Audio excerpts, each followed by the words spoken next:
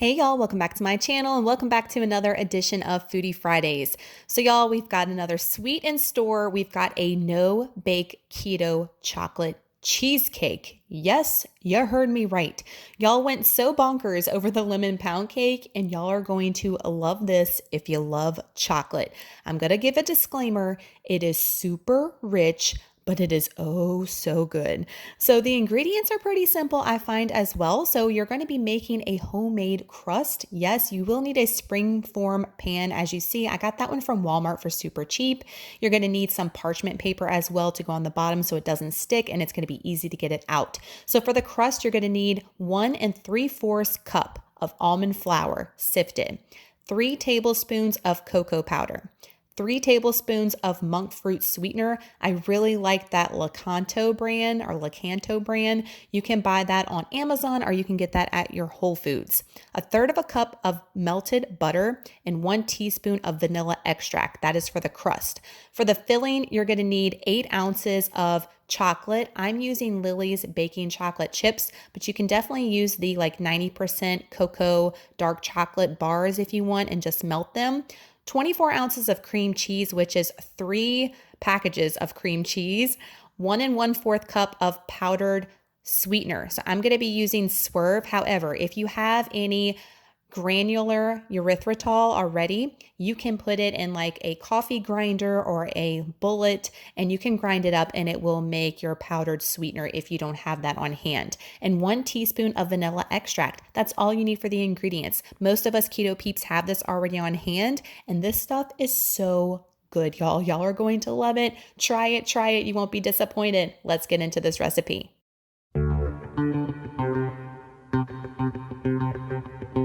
So the first thing I did, y'all, is I took some parchment paper and I cut it in a circle to fit my Springform pan.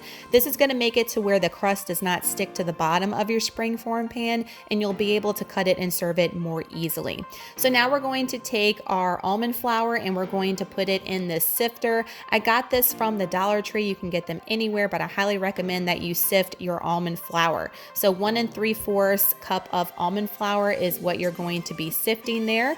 And then I'm also going to use the same sifter and I'm going to sift my cocoa powder too. I don't know about y'all, but just like the almond flour, as you see here, my cocoa powder gets really lumpy, especially if you're getting to the bottom of the barrel with the package. So I like to go ahead and sift my cocoa powder as well.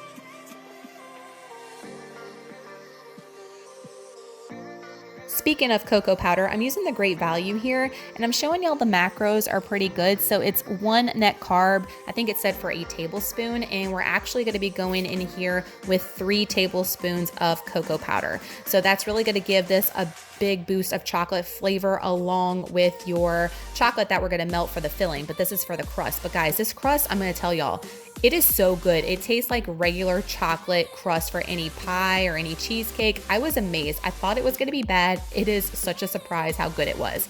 Now I'm also going to take my sweetener, and this is the golden monk fruit sweetener. I don't think there's really a difference between the two. I just like having the brown one on hand for other recipes. So you can use regular monk fruit if you don't have the golden kind. That's just what I had on hand. So 3 tablespoons of monk fruit sweetener going in there, giving it a good whisk to make sure all those ingredients are incorporated. That's how it should look. Now I'm going to melt my butter, which is 1/3 cup of butter. And then I'm going to add my teaspoon of vanilla extract into that butter. And then we're going to add it to our crumbs, if you will. And we're going to take a spatula and we're going to mix this up really well. It's going to be very thick, but you want to make sure it doesn't look dry. Butter, y'all. Squirrel moment. So you want to make sure it doesn't look very dry. You want to make sure it looks all coated in that buttery goodness, as you're going to see. So the difference between beginning to end, how it should look, it's all coated. It all has some type of butter mixed in there. And then we're going to put this in our Springform pan.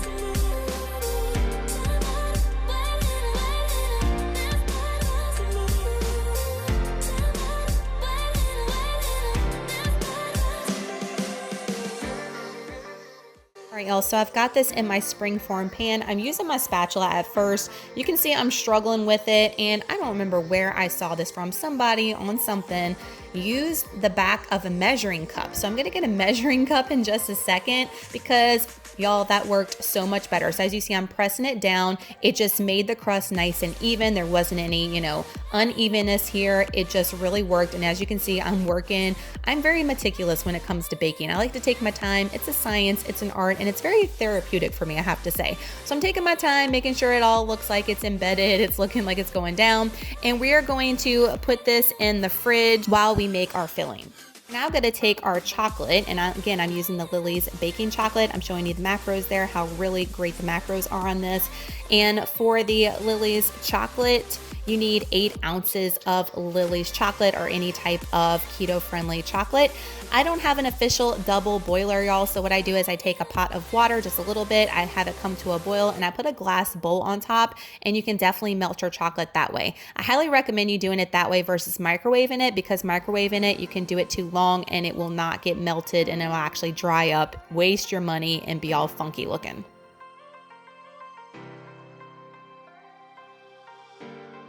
All right, so chocolate is melted. Now we're gonna go in with our softened cream cheese. Philadelphia has the best macros on carbs, y'all. Don't get the off-brand, it's definitely better. I'm taking all 3 of my blocks of cream cheese, and I'm gonna take my hand mixer. You could use a stand mixer as well. And I'm gonna give this a good beating until it's nice and fluffy.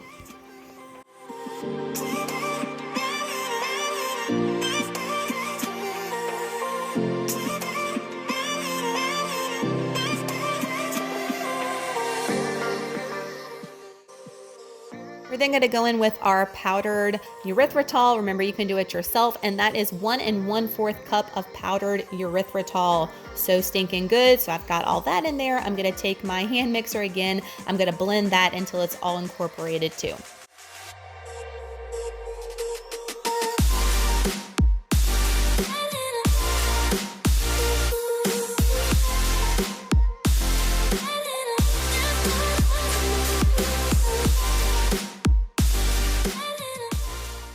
I'm then going to go in with some pure vanilla extract. This is 1 teaspoon. You could either put it in here and just mix it with a spatula, but I put it in here, and then I went ahead and went in with my chocolate that was melted at the same time and just mixed them both together. And I'm mixing this with the hand mixer too, because you want this to be super incorporated with that cream cheese. You don't want there to be just plain cream cheese and no chocolate left behind. That would not be a good look for your cheesecake, y'all. So make sure that you get, and look at me, I'm trying to get every little ounce of chocolate out of that bowl. Like, I'm not playing around here, y'all, with this cheesecake. So get every little ounce of chocolate that you can and go ahead and give it a good mix to make sure that all that chocolate and that vanilla is incorporated all the way.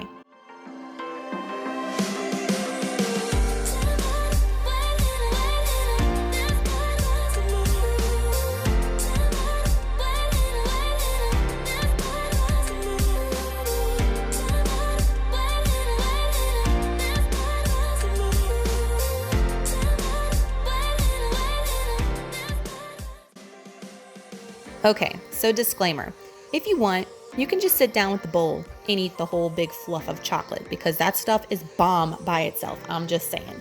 But no, we're gonna be good. We're gonna take our cheesecake portion, our filling, and we're gonna put it on top of our crust that's been chilling in the fridge. And we are going to put it in there all the way. And again, like I said before, I'm very meticulous when it comes to baking. And as y'all see, I'm gonna be living my best keto baking life here and spreading this out for what seems like an eternity while you're watching. So I apologize for that, but we want to make sure it's all nice and smooth and creamy and there's not a high side and a low side. Y'all know what I'm saying? So yes, smooth it all out, make it look pretty, and then we're going to cover this bad boy up.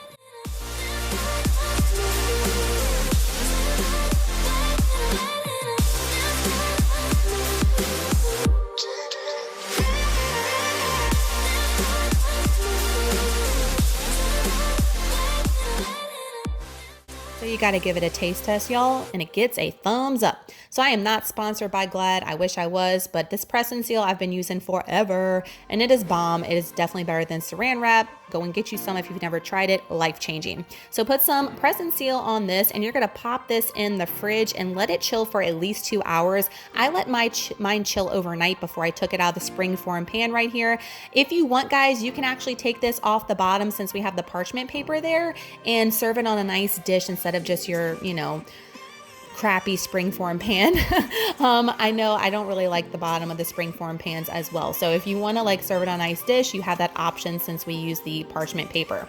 So here is the final product, guys. This is how the cheesecake looks. And I even lived my best life a couple of nights and I added either some strawberries to the top or some whipped cream. It is delicious. I will say I will have the macros down below. I don't have them in front of me right now, but they will be down in the description box. It is for servings for 12. However, I would make mine even smaller than that. So these servings that you're seeing, these pictures, are half of a serving size with the macros down below, just FYI. You don't need a whole piece with the macros that are listed down below. It is so rich that this little sliver slice is definitely going to get you, and you won't have to worry about as many net carbs if you eat it this way. It's definitely satisfying. This chocolate flavor is overpowering. It's so good and y'all are going to love it. It's so creamy, so velvety, and it's definitely going to get you your chocolate cheesecake fix if you've been missing it on keto.